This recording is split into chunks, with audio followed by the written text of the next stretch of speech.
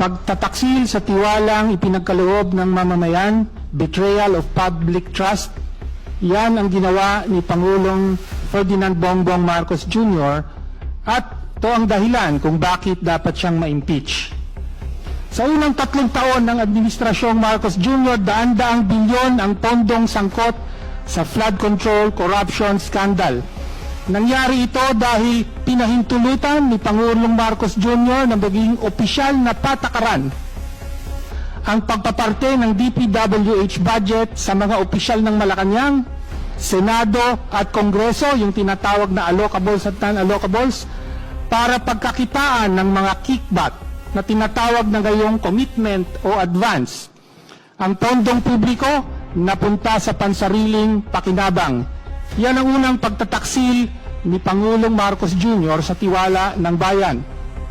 Hindi pa nabusog sa pondo ng DPWH, kaya nangyari sa ilalim ni Pangulong Marcos ang walang kapantay sa kasaysayan na paglobo ng unprogrammed appropriations.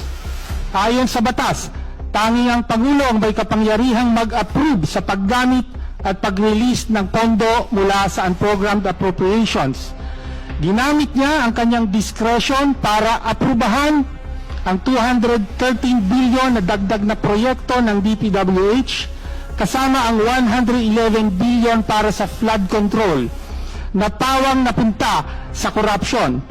Mas masahol pa, pinahintulutan niya at hindi pinigilan ang pagkuha ng 90 billion na pondo ng PhilHealth para gamitin sa infrastructure, bagay na tahasang labag sa sin tax law at dineklarang iligal mismo ng Korte Suprema.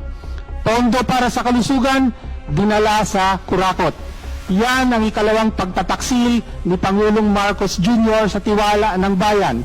Direktang nag-utos siya ng hindi bababa sa 100 billion na insertion sa 2025 budget at tumanggap ng hindi bababa sa 8 billion na kickback. Saan ginamit ang pera? May bahaging napunta sa personal, ngunit ang kalakhan ginamit para sa eleksyon. Ito ang sekreto sa likod ng pagbaha ng pera sa panahon ng eleksyon.